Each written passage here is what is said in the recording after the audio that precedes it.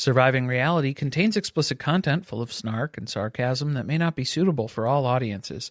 Listener discretion is advised.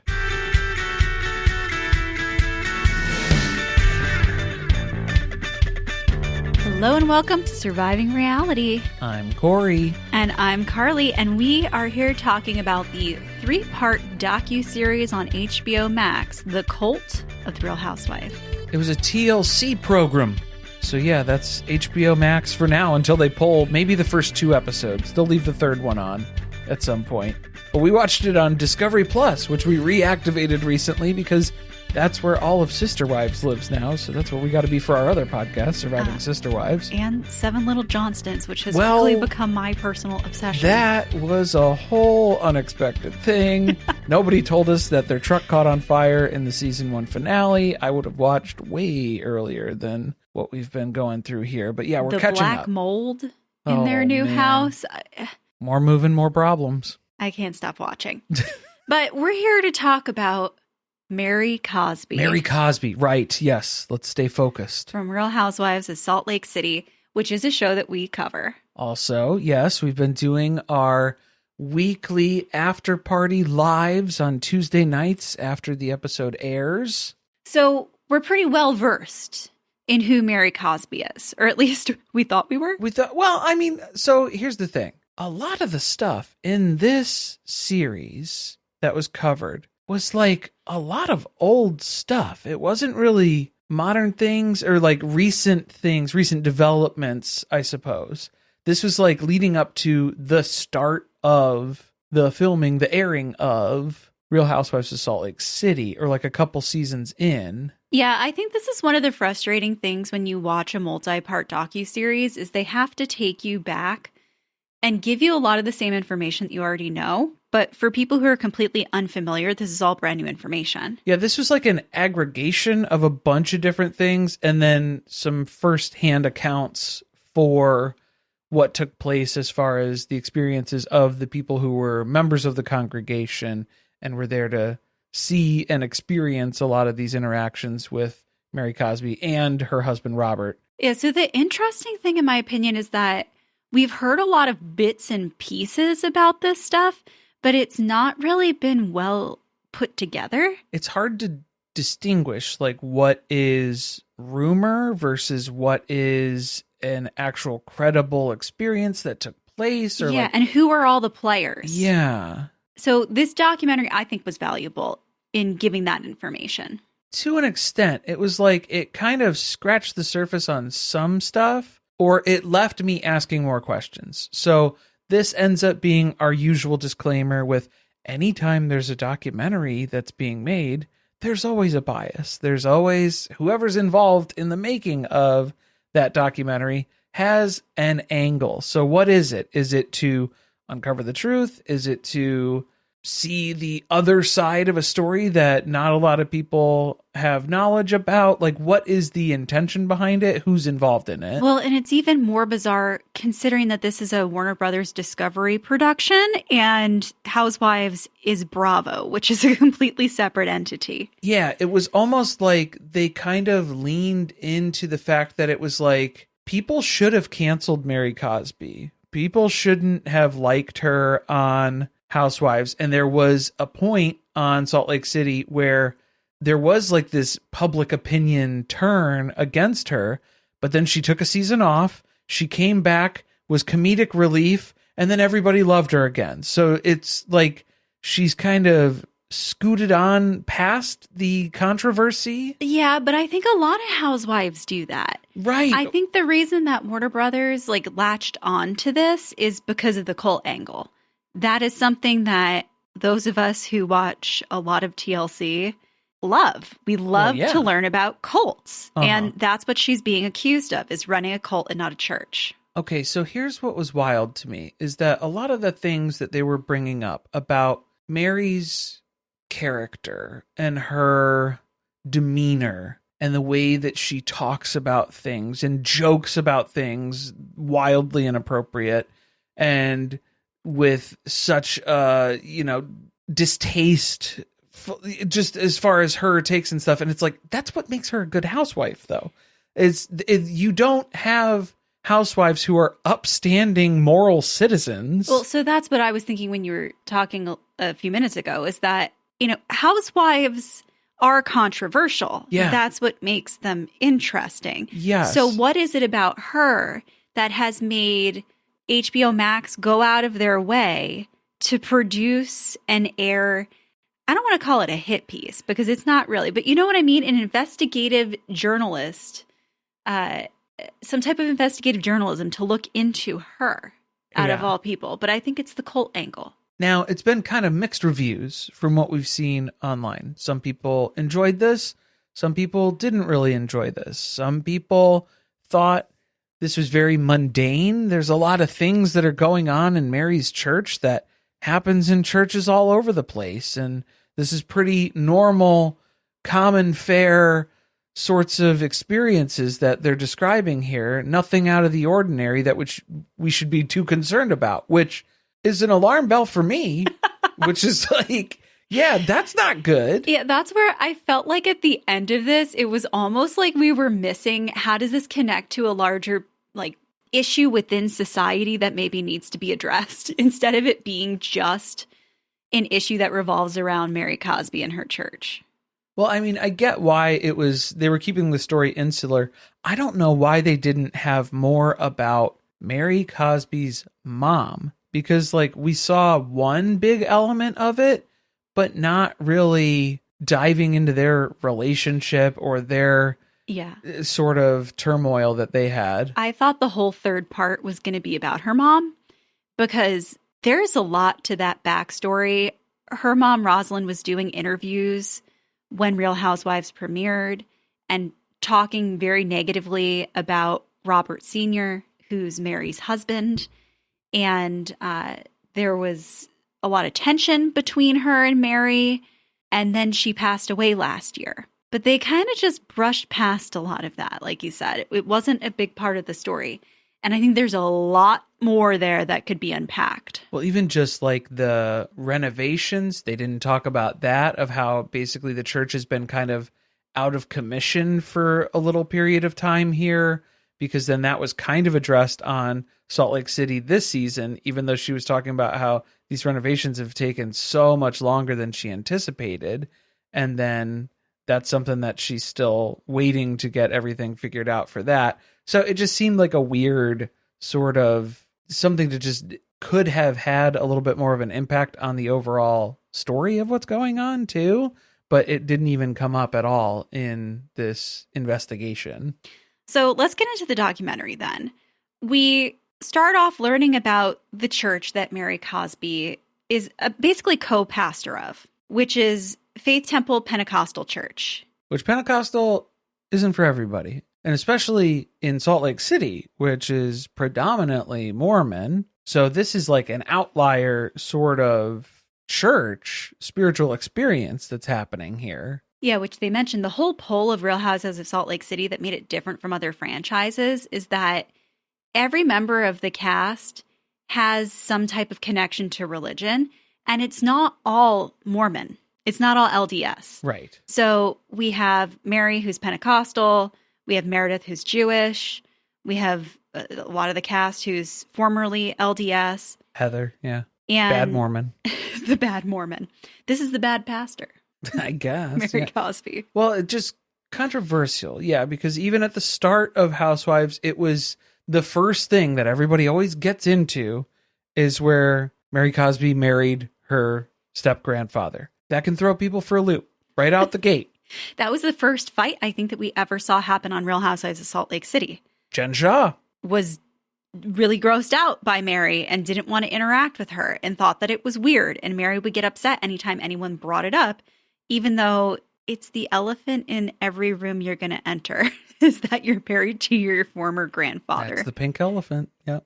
Now, he is older than her, but he was younger than Mary's grandmother. So I think that's where the justification comes in, is that when for him.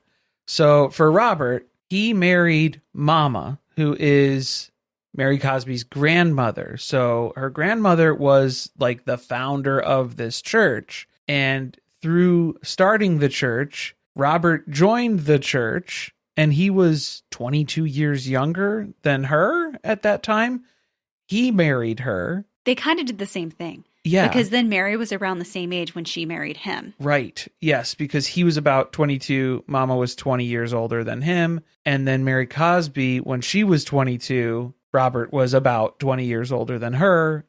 Let's talk a little bit more about Robert Sr., because you mentioned that he was a member of the church, but he came from Indianapolis, which is where Mama came from. Yes. So Mama left Indianapolis and came out to Salt Lake City, to Utah, to start a church in an area where there was no church serving the Black community. There was like 1% of the population in Salt Lake City was Black, so there was not a lot of support for the Black community at that time.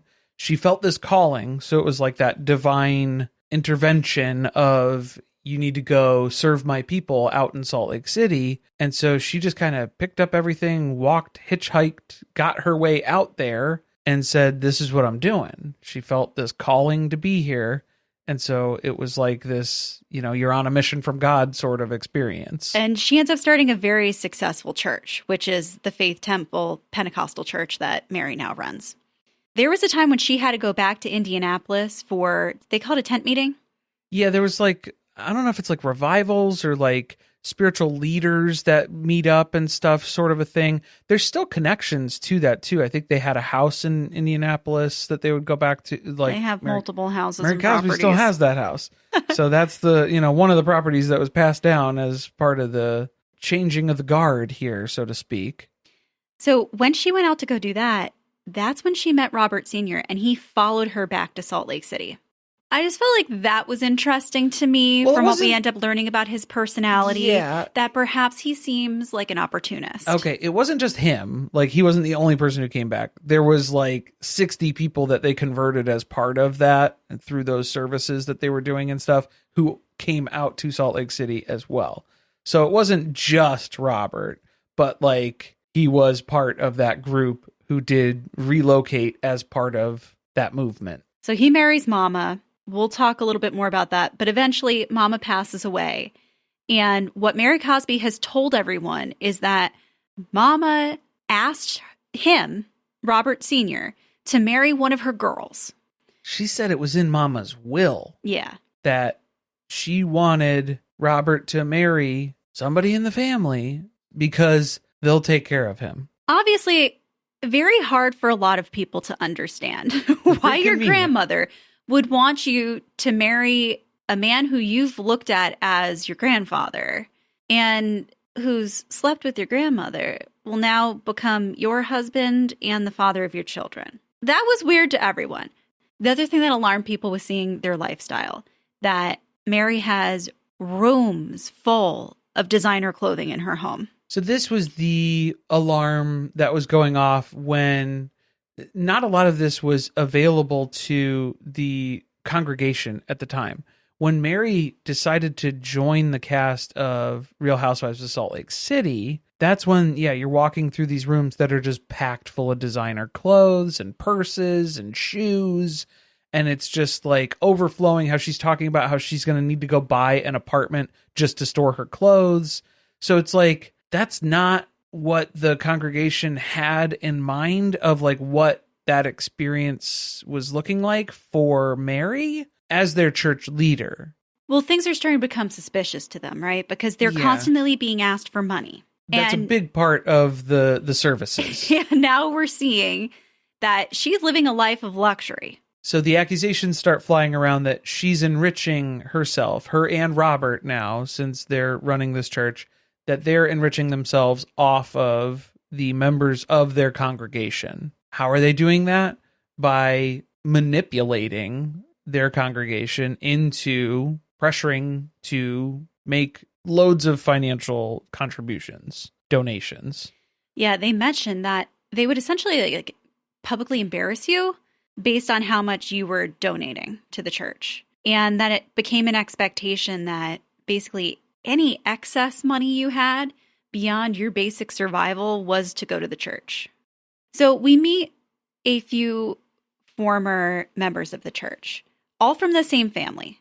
So we have Rosalind, Michael, and Ernest, who are all siblings. This is where I get annoyed because like the structure of the documentary, I was like, are we going by like person by person here? Are we going by chronological timeline? What are we going by? Because you're kind of getting like parts of stuff. And then they're going back. Cause I mean, we threw back all the way to like 1954 at one point, but that was in like the second part of this documentary. So you're kind of whipped all over the place, and then it's hard to gauge what's going on because then they're talking about the congregation's reactions to Mary Cosby being on Real Housewives of Salt Lake City, which started airing in 2020. And then they're flashing back to these other things, talking about it almost like it's interchangeably happening at the same time. Shit that was going down in 1998 with like the power dynamic, the shift of when Mama passed away. Oh, I think the whole first episode is about her coming on Real Housewives and trying to establish what people thought of her character even before she came on the show. And then how who she was on the show reinforced to them that there was something not right about her. Yeah. And then part 2 is all about Mama and the history of the church. Okay. Yeah, because it was like people had suspicions about how like Mary kind of came into this position, basically, because it didn't seem like at the time, if you're looking at it, Mama didn't really have a lot of faith in Mary Cosby at that time. They talk about her like she was just a very unenjoyable person to be around since the day she popped out of the womb, pretty much. A lot of people are basically like, she was a mean girl, you know? She was like, a bully. She was a bully. She was kind of a troublemaker. She was looking for people who were doing the wrong things to... She was basically raised by Mama. So her mom really wasn't in the picture growing up. Mama is raising her and her siblings. And Mary is kind of the trouble child. She Wild child, yeah. runs away from home. All the time. She's hanging out with, older men or guys who have money. She steals her sister's car for a week at some point. Several weeks. Yeah. Just goes missing without knowing anything. So it's just like, there's a lot of things where she's not really reliable. She's not really trustworthy. She's not the most upstanding citizen here as far as the congregation goes. So Mama goes out of her way to say, hey, you're like not part of this right now. You're basically on like church probation, whatever that was called. You're disenfranchised. What was it? It was you're disfellowshipped. And on the heels of being disfellowed or disfellowshipped, she's on the outs. Being dismembered. She's being reprimanded for her behavior. Mama passes away, and then suddenly Mary is elevated to this position of Robert Sr.'s new wife and subsequently starts leading the church. Yeah, because then that's what people are like putting 2 and 2 together on. It's kind of strange that Mary, who was like on the outs here, because her mom was like the choir leader. So she was an elder in the church. She was involved in leadership positions here. And then you have Mary, who is kind of the trouble child, now aligning with Robert Sr., where he's like consoling with her. Like they're both working through their grief, their loss of Mama together. And then through that, Mary's kind of getting a taste of the good life of going out to fancy restaurants and enjoying fine wine. So people are just like, oh, it's seeming like there's a power dynamic here that he's kind of luring her into this, where then she gets this idea in her head that she is the fated leader for this church. People are trying to say that was Robert telling her those things. So I think that's a big question that's left in this documentary is Mary a victim in all of this? Is Robert Sr. the monster? Or was Mary an opportunist who set out to lead a certain type of life and that this was a means for her to do it? Because, like, the church that Mama led was very love-based, was very community-based, was very, like, the teachings. I was a little, I'm suspicious. Okay, yeah. To hear that Mama was upheld in this documentary as though she was a saint. Right. Now, I don't know. I wasn't there. Yeah, don't know. But from what everybody has to say, this church was a completely different space before Robert Sr. and Mary took it over. Which I believe. I've been in churches where it can feel very different depending on who the leader of the church is, what those sermons sound like on a week-to-week basis, what the ideas and ideology are that are being perpetuated on a constant basis. The culture of a church can drastically change with the leadership. So I absolutely believe that it could have been that different. But that's why I think in part 1, they spend time having some of the ex-members talk about things they saw on Real Housewives of Salt Lake City. Like when Mary was telling the story about how the daughter of one of the members of her congregation was in a car accident and wasn't wearing their seatbelt. And when, did they say the car flipped or went off a cliff? Yeah, like ejected through the She tells this horrific window. story Yeah. to Whitney, and Whitney's like And Whitney's 8-year-old kids. daughter Yeah. who's standing there listening to all of this. Oh, did she survive? No. Oh, okay. Which very much upset them because this family was very involved in the church. I think Michael, who was her father, was the choir director at one point, and the way she spoke about her was very callous, like almost dismissive. Because at the end, she was basically like, wear your seatbelt. Like, that's the moral of the story. Okay, so here's the part that I struggle with too. In this documentary, they are going to clips of Mary from Real Housewives of Salt Lake City that we're pulling from here. And then they are analyzing and responding to those things. They're like deriving parts about her personality and her character through those clips. That would be like going through Hulk Hogan's promos for WWE and saying this is what he personally believed. Do you understand what I'm saying? Of like, there's a character that's portrayed well, I guess on the that show. Depends how much you think she's acting. And in those earlier seasons, like, how much of this was she being directed to like play things up or kind of be this larger than life version of herself type of a thing? I think that is an element of Housewives as well, where you have to kind of exaggerate. Yeah. What I thought I was getting from everyone was what you're seeing of her on screen is only a fraction of the monster that she is in real life. See, like, it felt like with going to that scene and then asking immediately the father of the girl who died in the car accident and being like, oh, what do you think about Mary's take on that?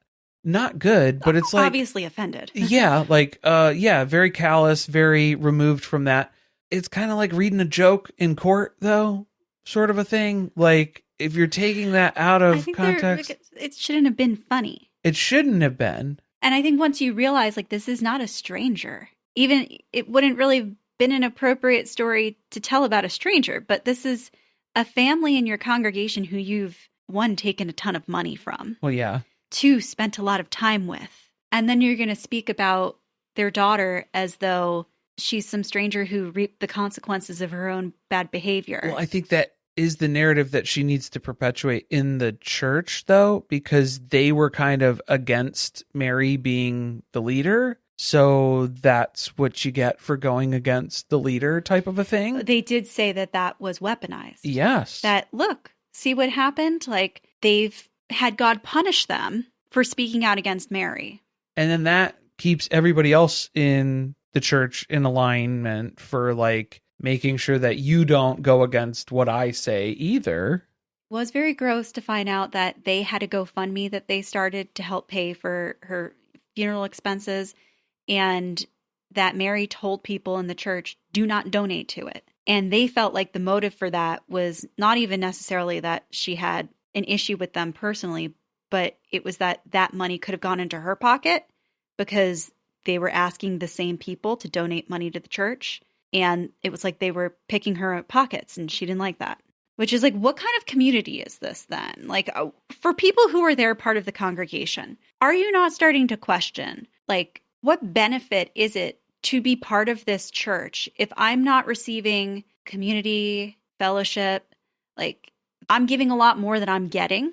Yeah, that's when we have the cult expert kind of chiming in on stuff here occasionally too, of pointing out these different dynamics, these different elements of this group dynamic, the group think that's going on in the congregation, the tactics that are being executed by the leadership in charge, mostly being Mary and Robert, and kind of calling all of that into attention as well. Did you feel like the cult expert didn't really tell us anything that was that, like, like I feel like I didn't need him. Well, it was just defining it, like clearly defining it out for people. Like we've watched a lot of cult stuff. We've seen a lot of. Okay, so maybe it was a little remedial for the TLC audience. Yeah. Like we already knew a lot of this going into it of, yes, these are the power dynamics that are established. Here's how they exploit people's emotions and manipulate them into basically financial abuse situations by emotional abuse and all these different tactics of what goes on with that. So it's just like the elevation of these people is kind of a natural thing of having them in a leadership position in a church that's so important to you, that's been part of your life, that's all of your friends attend as well. It's a community-based thing. So it's just all of these elements that kind of converge, but then if it's not direct, unquestioning loyalty to them as the leaders, then they're going to get upset about it. The other story that was really disturbing was Cameron, who we saw on Real Housewives of Salt Lake City when Lisa Barlow brought him on the show. Because Lisa knows everybody. Lisa knows everybody, including a former member of Mary's church. Right. And he told a story about how Mary had him mortgage his home.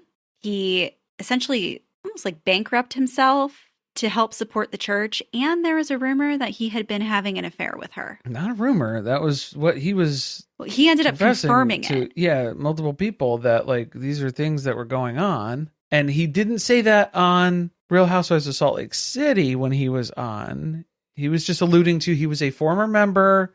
He knew Mary well. Watch out. You got to watch out for her. Yeah, because this was this in season 1 when she was bringing people to her church? I think so. Like Whitney went, Meredith went, and... Well, Whitney was even talking, but back in that season, she was like, Mary's being so mean to me in these texts, and like, I've donated money to her church, and why is she saying all this stuff to me? And it's like, well, come to find out, that's a pretty common tactic for her, was where it was like, little do you know, that is what you get for your donation. You did. That's part of the services now, is that, yeah, you've subscribed for this, where now you're going to get berated on why you're not giving any more, because you gave the one time, but you got to keep giving now. So his story was another one where they basically said, look, someone who spoke out about Mary was punished for it because he ended up passing away after he had a surgery. So that just feeds into the narrative again. If you're going to be a dissenter. Yeah, it's a big problem. That's a big problem within this church. All right, so we talked about how the church got founded. A little bit about Robert. Some of the kids talk about what Robert was like while Mama was still alive even.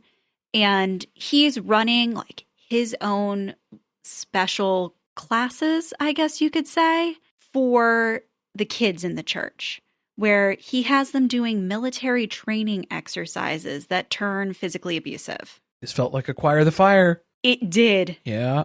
Yeah. A little bit. That's what I was thinking about when the militarization, extremism that comes along with those forms of religion. And I think it is when there's manipulation that's being involved, when there are these other forces at play as far as people's intentions and what they have in mind for the people who are involved. I think that's a crossroads, because that was an opportunity where Mama could have kicked Robert to the curb, because she finds out what's been going on. And basically we're led to believe she had no clue that he was doing this stuff. And then she basically tells him flat out, you're not doing that no more. Yeah, she puts an end to it. That's it.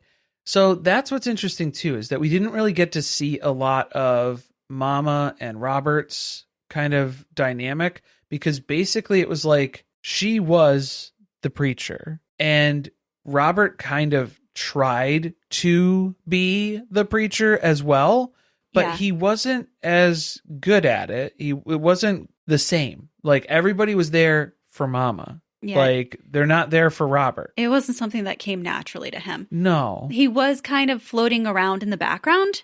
Yeah, he's usually there. Like, in a lot of the footage that they had when Mama was preaching, like, he would be up there. So he was still bishop, you know, like a church leader in this. But, like, for him to actually get up and deliver a sermon, it didn't land the same way. Like, it didn't connect with that audience. Well, that's why I think when Mama passes away and Robert Sr. is the one who steps into her position initially, my personal feeling is that he realized that either he's incompetent, not very good at this, or, I mean, maybe it's a little combination of both, that he liked that role being in the background. Yeah. It's a whole lot of work being the face, right? Being the one who everyone's there for. Yeah. And that he needed someone else to do that. Yeah. And I mean, that was a whole other thing, too, that the documentary did not get into at all, was the suspicious circumstances around Mama's sudden death, where there wasn't really a lot of notice to this. There were claims that people were making that Robert was in her care at that time. He could have done something to her. She was in Robert's care. They had her body exhumed as part of this process of these allegations that were going around, and like the disputes that were happening with the church and the properties and everything else that happened in that time frame too. Did not even mention any of that. So there was a whole bunch of other stuff we probably could have got into. There could have been an entire episode just about the disputes around Mama's estate and the circumstances of her death. And instead, they kind of fast forward past that because they want to get to the point of Mary marrying Robert. Yes. So like that becomes the focus here, which is strange because we find out Mary was already married at the time. I didn't know that. To someone who was a member of the congregation, yes. Everyone knew very well. Who Mama loved personally too, like adored this guy. No indication that there would be a divorce coming until Mama passes away. Mary starts spending a whole lot of time with Robert Sr. And then this story comes out of the woodwork that she's now supposed to marry him. It's like his destiny or something. So what is it? She gets divorced. Well, they have like a service basically where it's like a calling out service where it was like a publicly shaming the husband at the time about like how terrible he was for her and how that wasn't good. So then it was the next day they're signing divorce papers. And then 3 weeks later, she's marrying Robert. Yeah, they tried to make it look like the divorce was not connected to her then marrying Robert Sr. But they waited all of 3 weeks. I mean, it was a little like Henry VIII, you know, getting rid of one wife to marry another shortly after. Right. So like, doesn't look great. The timeline doesn't lie as far as the paperwork goes, and the reasoning behind that. Where, is this something that Mary has worked to her benefit? Is this something that Robert has convinced her of, that she's kind of trapped in that world? That's really hard to tell. It seems like Mary does enjoy this, though. Yeah, I think part of the problem is it looks mutually beneficial. Yeah, it for really both does. of them. She does appear to like being the center of attention, being the one who is preaching up in front of everybody, holding her golden microphone. The golden microphone. Yeah, absolutely. And then the benefit of all the money. That doesn't hurt. Yeah, that helps actually quite a bit. I don't know. Did you come out of this thinking that she's a victim or that she's complicit in it? I think it makes sense for like Robert to have convinced her, hey, here's how you can get all these things that you want. And here's how we can do that together. I think it was mutually beneficial. Mm-hmm. Where they both have their reasons. Do I think that they're madly in love and that they're destined to be together? No, not really. Doesn't seem like it. No, it's a business relationship. It seems like a very functional business relationship that was in both of their best interests and what they could benefit from it. But then where it gets interesting here is where now this shifts. The teachings in the church, the sermons, the way that things are handled, and the congregation interactions, this is where things turn more cult-like. because it becomes very manipulative. It becomes very controlling. It becomes isolating. It becomes exploitative, basically. Yeah. Where people are talking about, they used to do confessionals where members of the congregation could write a letter and send that to mama, and mama would read that letter. Maybe she would speak on it. Maybe she would talk with that person individually. There were different elements as far as like how they would handle that. Sometimes you wouldn't even hear anything at all, but you were able to confess it to her in anonymity there as well, if you so choose. Now they're going with these public shamings where it's like they get a confession and now they're calling people out from the pulpit during Sunday services. Yeah, it's almost like in Scientology where they want to know your deepest, darkest secrets so that they can then weaponize them against you. It has a little bit of that vibe. Yeah. At what point do people just stop confessing? Wouldn't you think that would happen? Right? Like, yeah, why would people still continue to volunteer this information? Well, I guess you're so brainwashed at that point that you feel like you are meant to be subjected to that public embarrassment. That's part of your punishment for, you did the bad thing, and now this is what you have to go through because you deserve that. One of the other big issues at the very beginning of this is that, so Mary's mother was not happy about everything that was going down. And she staged a walkout at the church where basically half the congregation left with her and they started their own church. And then the other half remained and stayed with Mary and Robert Sr.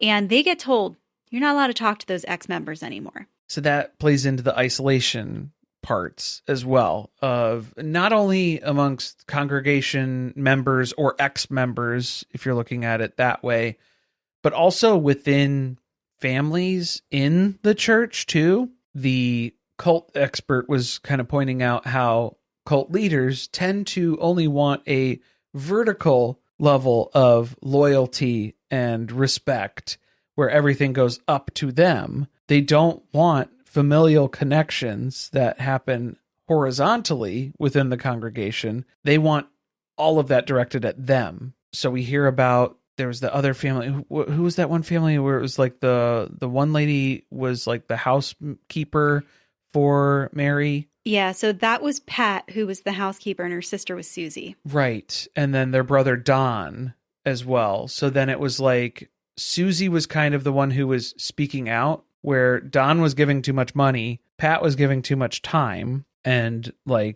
Susie was trying to bring them both to their senses. Susie was like, hey, this is going a little too far. This is getting a bit extreme, and it seems like this isn't good for you guys either. There's a lot of emotional manipulation and abuse that's happening here, where you're being berated on a constant basis for what you are lacking in what you're giving them, but you're giving them everything. And so that was like the split of, okay, well, you're not allowed to talk to Susie anymore. They quickly squashed that. They figured out who was the one who was trying to talk them out of doing what Mary and Robert wanted them to be doing, and then exiled her. So the exploitation continues with various members, because then, we saw it on the show. There were the housekeepers who were family members, relatives of Mary, that she had talked with Andy about at the season 1 reunion, where Remember, she was like, talking shit about her cousin who cleaned her house for her, about how she didn't do a good shitty job. Yeah, but I don't trust anybody except for my family to take care of my house. Aside from Pat. I guess. Well, who you see her worked as family, until she died at the age of 81 cleaning their home. Which honestly, she looked pretty good for 81, if we're being honest. Well, it was despite everything they put her through. Yeah, they really put her through the ringer. And then the real kicker was they didn't allow Susie to come to the funeral, because that was just yet another way to kind of keep that separation in place here. And so just add that to the other results of the victimizing that was happening here as part of this. Yeah, they talked a lot about using members of the congregation for free labor. And this is one of those things that people were saying, well, that happens in my church all the time, and I don't think that that's strange. That was like the Hillsong doc that we watched. Yes. Do you remember that? So that was, and this is something that I've personally felt too, because yes, If you have a skill, a technical skill, or something that you can contribute in some way, shape, or form, it will be exploited at your expense. So like for me, it was musical abilities. Yes, I would be on worship teams and, bands that would be performing on multiple nights throughout the week for different youth group stuff, or Sunday mornings, or services that were happening at various spots. So then it was just like, that's something that comes up where there is time, there's energy, there's effort that goes into this. There is no financial compensation. It's just something that you're supposed to do because it's a service thing. I think there's like a boundary issue with that, right? Where maybe some churches and some people are better with that, where the expectation does not continually evolve. But in cases like this, people end up giving so much of their free time that they have none of it for themselves. Or, for example, I think it was one of the people in the doc was talking about how they were unemployed at one point. And while they should have been looking for a job, they were cleaning Mary Cosby's house. And Mary was completely aware that this was the situation. But it was almost as though they expected her to continue to use her time while she was not employed to serve them. Well, I guess that's the other tie back to that Hillsong doc that we watched too, because it was kind of like everybody realizing all of those designer things that Mary Cosby has, just how much money was being spent on these different things for her clothes, her shoes, her handbags, all this stuff, because there was that guy who had that Instagram account who would have photos of pastors and youth leaders and, whoever else from different church leadership. And he would list out how much their outfits cost because they were wearing all this designer stuff when they would be out and about, because they're touting this lifestyle of the blessings that this brings. And then that was like seen as you're exposing these things. And it's like, you're walking around in public like this. You're choosing to buy those things and spend that money that way. So how is that my fault? That somebody's pointing it out. Yeah. Why are you upset with me for seeing something that you're doing in public? Yeah. That you have chosen to do. And then it's like, oh, well, that makes me look bad. Okay. Then why are you doing it? Like, if it makes you look bad, it seems like that's bad then. Well, that's where this whole thing gets into like Righteous Gemstones territory, right? Where, that show is based on things that happen in real life. Well, because I'm selfless. That's it's that sort of approach, I guess. Yes, where there is money to be made, but then if you get too flashy with it, then people get upset about that. And it's like, well, that isn't even the case here, I don't think. Like, it's the way that you treat people too. If you're just going through the manipulation process of abusing all of these people into doing every single thing that you say, that you demand of them, that's horrible. Yeah, they're controlling them socially because they can only interact with certain people and other people are off limits. They're financially abusing them because they're demanding that they donate, in some cases, more than they actually have to give. They're harassing them. A lot of them receive text messages around the clock from Mary and Robert Sr., bothering them about either things they're upset about or expectations they have for them, or asking them to drop whatever they're doing and come up to the house. Like, everything's a test. Everything was always, can you answer your phone immediately when I call you? Even if you're at work, like, oh, you didn't respond fast enough to this. You're ignoring me. You're disrespecting me. You're disrespecting God. See, that's where I'm like, okay, so the dynamic again has turned into you are serving us versus we are serving you, our congregation and the community. Because that was where that shift came up too, is with the teachings, with the sermons, with the preaching that was going on. It slowly morphed into Mary Cosby is God. Robert is God.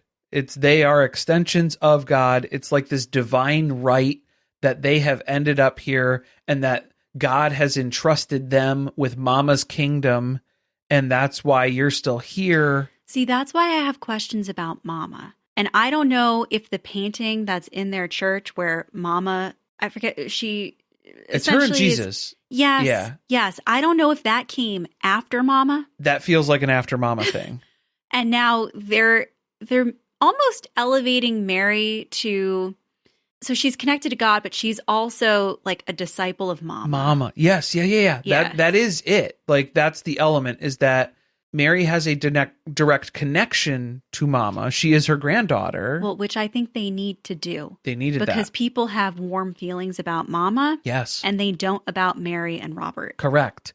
Yeah. So, like, that's the connection back, is where it's like, Robert knew Mama. And so, like, when he sees Mary, he sees Mama. So you should see Mama.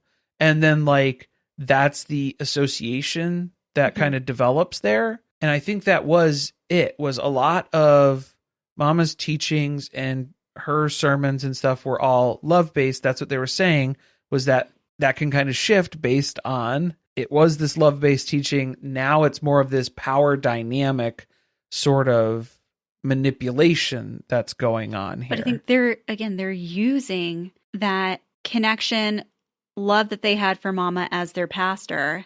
Yes. Against them, so that they go along with whatever they say. Do you trust Mama? Because Mama trusted me. Mm-hmm. So you need to trust me. And then I'm going to steer you in a direction that probably is not what Mama would be on board with. Yeah, which Mary has also presented it as though the church and the properties and the businesses associated with the church were inheritances that she received from Mama. And that's something that's been disputed as well. Right. Yeah. I wish they got into more stuff with Mary Cosby's mom and that relationship, because really all we got was the VHS tape footage of that walkout service where she was supposed to just call up the choir, but she was calling up the choir to basically say what's going on here isn't right. And it was pretty much like tearing the church apart, essentially. And Mary has turned that narrative today into, my mom was unhappy that she got skipped over in this, line of secession, and that Mama didn't choose her. Right. Yeah. That she felt like I stole something from her, but really it was Mama wanted me to have all of this. It was her birthright, but Mama chose me instead. Right. Which her mother sued the estate, which was managed by Robert Sr., for a variety of things, one of which was to get Mama exhumed. But the others were that he supposedly forged signatures on documents for titles of the homes that Mama owned, which are now properties that Robert and Mary own together. So I really wish they would have delved into that a little bit more. There's a lot more that they could have gotten into. But instead it was just like, they put up security cameras in the... Okay, that personally offended me. Because in the sanctuary to watch people and judge them and send them text messages when they're not even at the church service. If they're back in Indianapolis or if they're down at their other house in Florida, then they watch people at the church service and then text them and berate them about how they're not worshiping right, I guess, or like not into it enough. Or this upset me because I worked somewhere where I had the owner of the place that I was working had cameras and would sit at home and watch the cameras and then would call and harass us about how if we stood around for 30 seconds that we needed to be doing something else, that there was something that we could be doing. And it got to the point where we found out where there were blind spots for the camera, and we would intentionally hide in those spots sometimes just to not be harassed about what we should or could be doing. Did you work for a cult? No. Maybe. Who knows? No, a cult leader, maybe. I mean, it wasn't very likable. An ice cream cult leader. Right. Different. But again, it was an ice cream shop. The stakes, not very high. A seasonal ice cream store. When you were 16. Why are you bothering everybody? For a summer job. Yeah. If it bothers you that much, if you're going to be micromanaging where you're going to be watching, here. Then just be here. Yeah. So you can't just be states away looking on a camera and then telling people that they're not worshiping to your liking, to your standards. But that's the whole point, is that they want to make this elf on a shelf sort of, there's somebody always watching police state that you're living in now of like Big Brother's keeping an eye out. God knows what your heart really intentions are. And like all of those different things of making you not trust your own judgment, not trust your own experience of what's happening here. Don't question that. Just do the right thing as we have defined for you. There was also a weird story about Robert, and we have a first-hand story from one person in the documentary who was related to the family, right? Wasn't this Robert's, was it his nephew's wife? It was Mary's cousin, right? Is that who you're talking about? Cosby? I think so. And because they used to be married, the two people who were in the documentary. And they're telling the story about how Robert would call her.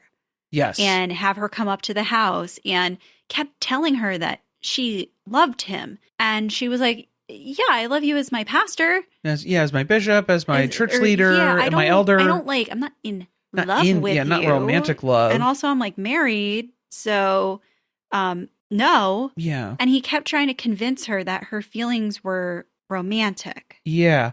Was that like a test thing? Because then that was what she was saying, that her kind of realization moment was like, oh, when other people showed her text messages, similar text messages, like he was doing this with multiple women in the church, of accusing them of, oh, you say that you love me. I think you're confusing your love with a romantic love, and we just need to straighten that out.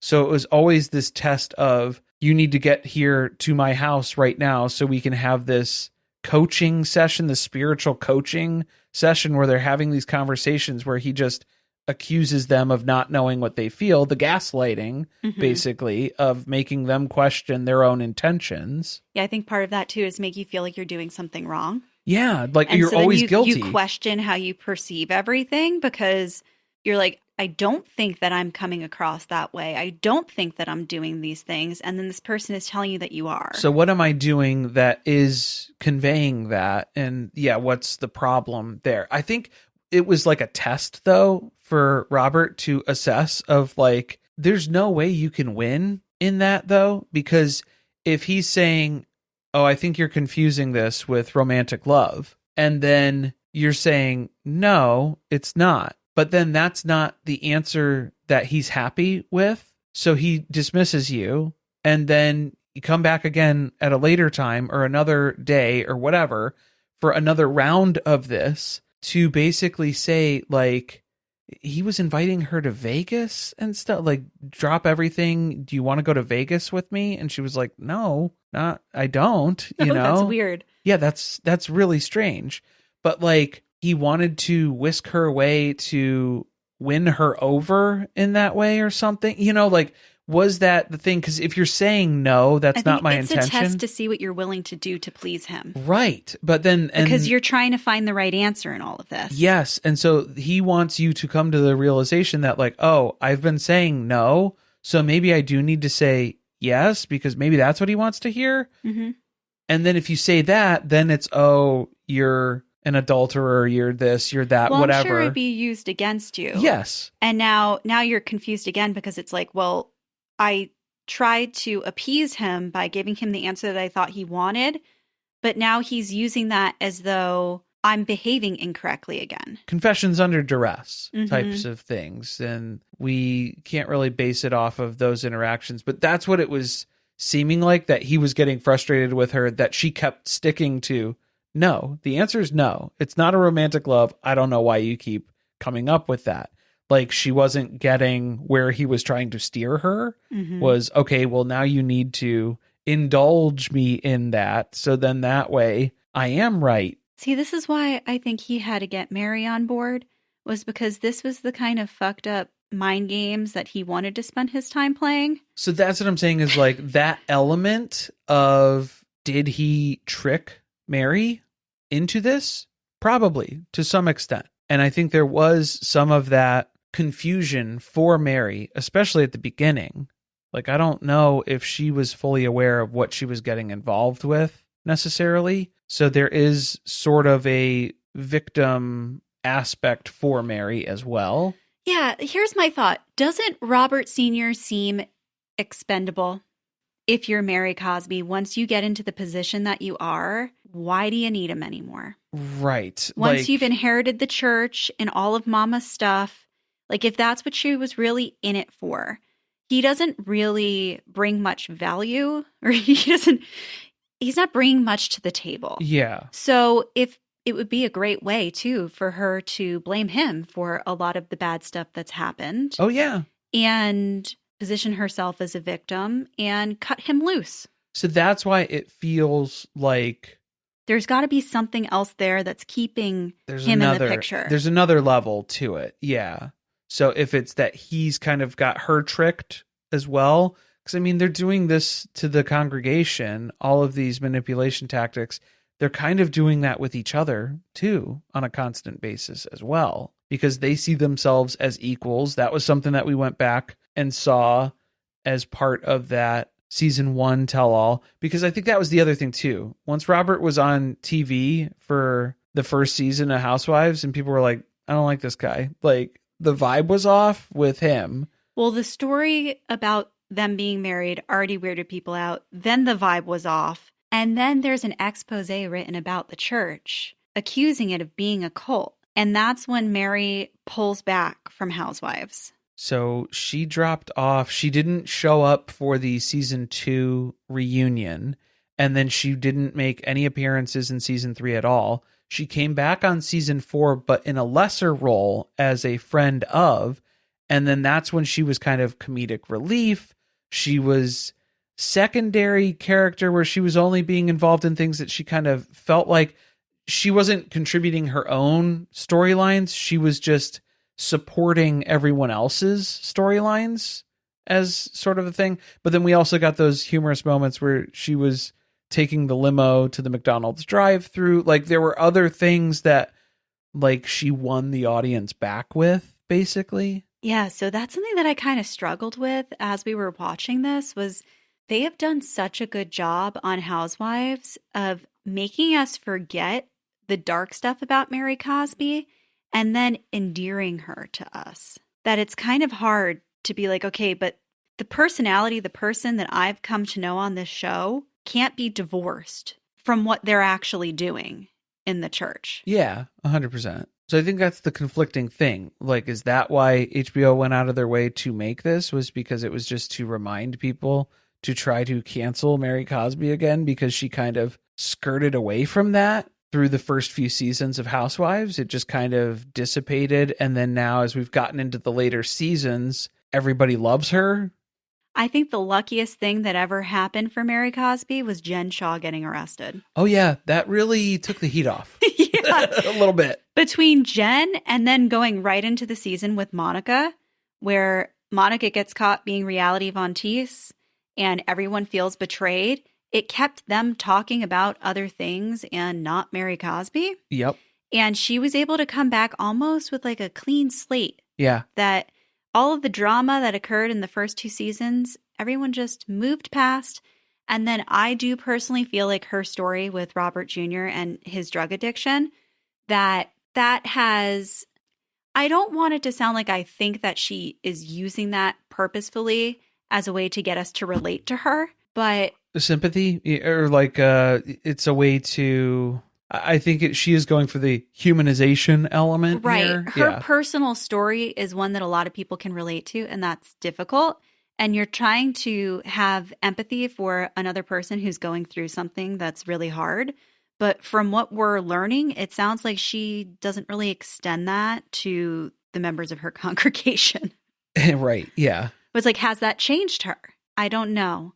Her church was shut down for a period of time. They didn't talk about that at all and either. It's just recently reopened. Because they're saying it was renovations. That was how she explained it away on Housewives. But it was like, it seemed like it was more legal dispute stuff with her mom. And then when her mom passed away, then that stuff kind of went away with it, where they weren't through all these legal disputes and everything anymore. So she was able to kind of reestablish this church again. We saw them go back to her church this season. Yes. And there was a weird interaction with a member of the congregation who said something to her. Didn't he call her like the Virgin Mary? or it was something where it was like, oh, she's being elevated to like a deity. Yeah. So that's still going on. Yeah, definitely. Like that's not something that is changed from that sort of the stuff that we're seeing from the other allegations in this documentary. It seems like a lot of that's still perpetuating. They didn't show the mama painting with Jesus though. No, that's right when you walk in. That was part of Salt Lake City though too. It seemed like that was part of the remodel maybe. That seemed like something that was commissioned after the fact that they're kind of leaning into for, again, exploitative purposes, where it's like, okay, so then that wouldn't surprise me that she's just using the Robert Jr. storyline as sympathy for public opinion's sake, as gross as that is. But even in their conversation, I felt like I was being more critical of it in the past. Like when we first covered some of those interactions, there were some of those conversations where it sounded like Mary was talking about how this impacts her, not so much how it impacts Robert Jr. Mm-hmm. So there was some of those elements of like guilting him that were on display just in those conversations too. Yeah. Did you end up coming away from this thinking that her church is a cult? I'm of the opinion that a lot of churches are cults. So like religion in general are just societally accepted cults. So I think that she fits the definitive terms of like those standards of the manipulation that's going on. And then like how it's all related to like power and money and stuff. I think there are a lot of churches that operate in those ways though, too. Yeah, that's where I felt like there was something missing from the end of it, where I think if you want to keep the conversation going around this, it's like, it's alarming that people are watching this documentary and identifying things that don't come across to them as strange or something that's done with ill motives because they've experienced it themselves. I think it's scary that a lot of people don't realize how exploited they are on a regular basis. Yeah. Or that they're very comfortable with their level of exploitation that they undergo on the basis of, well, it's part of my church. It's part of my belief. There's a lot of different cults that people are a part of just based in society on what they're willing to explain away and understand and how they see the world. It doesn't have to be a religiously It's not a religious cult either. Yeah. Like it could be just, the way that people see and interact with society in general. And to be fair, a lot of people feel like the LDS church is a cult. Right. Again, don't be personally offended by any of this. Well, no, I'm just saying that's my take on most religions. So like, that is one of the broader themes of Real Housewives of Salt Lake City is, we heard Heather and Whitney's stories about leaving the LDS church and how they felt that they were controlled or that it was a cult-like experience. Now we're hearing what's going on with Mary Cosby's church. So I think you can't discriminate. Maybe there's a larger lesson here about how this can happen to anybody. Is there a lesson in Real Housewives? I'm not sure. Wear your seatbelts. Yeah.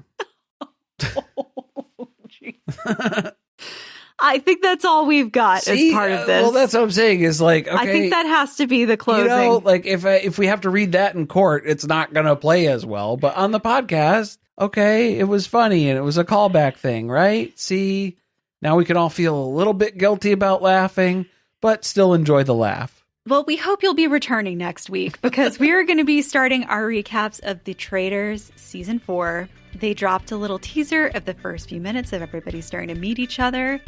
And I think this cast is going to deliver. Yeah, definitely. I was very excited because I'm glad that we did our Traitors cast overview episode because I felt like I already knew everybody instead of I'm trying to learn. So I did feel a little prepared for this season, more so than we have been in the past.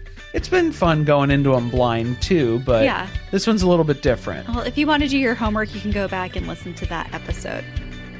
Thanks for listening. See you next time.